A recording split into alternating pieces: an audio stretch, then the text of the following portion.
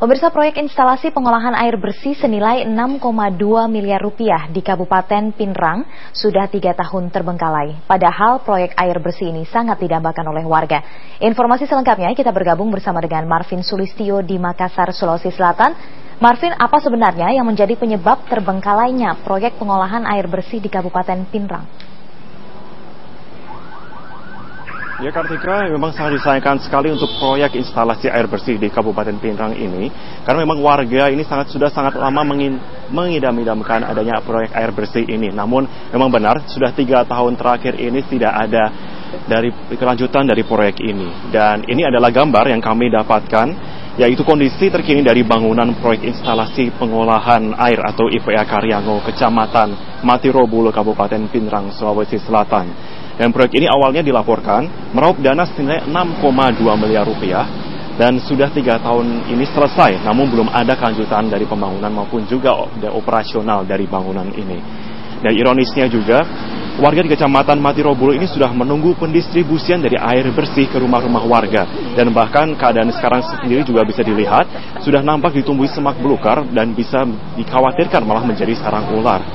Dan dari hasil pantauan kami pada warga, dulu pada permasalahan ada pada Pemda dan perusahaan daerah air minum Pinrang yang dikabarkan belum membayar ganti rugi senilai 130 juta rupiah kepada pemilik lahan. Dan dari laporan dari pemilik lahan Syamudin dan Ketua LSM Koordinal Perjuangan Rakyat atau Kopera Nasir Dolo mendesak agar PDAM segera melunasi uang lahan dan berharap penegak hukum mulai dari penyidik kepolisian, kejaksaan, bahkan KPK juga mulai untuk menelusuri proyek ini. Sementara itu proyek Direktur PDAM Pinrang Andi Nasrum membantah jika proyek air ini terbengkalai. Dan bahkan Andi juga menegaskan proyek ini masih belum beroperasi maksimal karena proses ganti rugi belum tersepakati lantaran pemilik lahan mematok harga melebihi dari NJOP. Dan untuk mengetahui langsung saja, ini berikut adalah pernyataan dari Ketua LSM Kopera Nasir Dolo dan pelaksana tugas Direktur PDAM Pinrang Adi Nasrum. Pemilik hak tanah ini harus dilunasi secepatnya.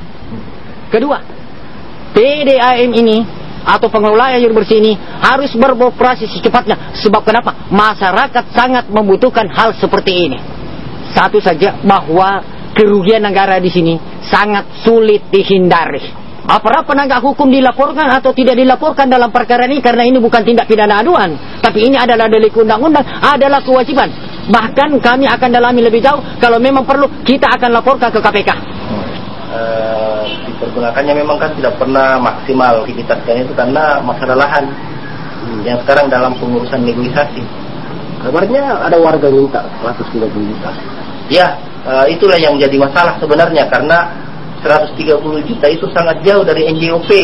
Ya, nilai NJOP di situ. Makanya kita mau mencari solusinya ini untuk pemerintah daerah tidak melanggar aturan untuk pembebasan.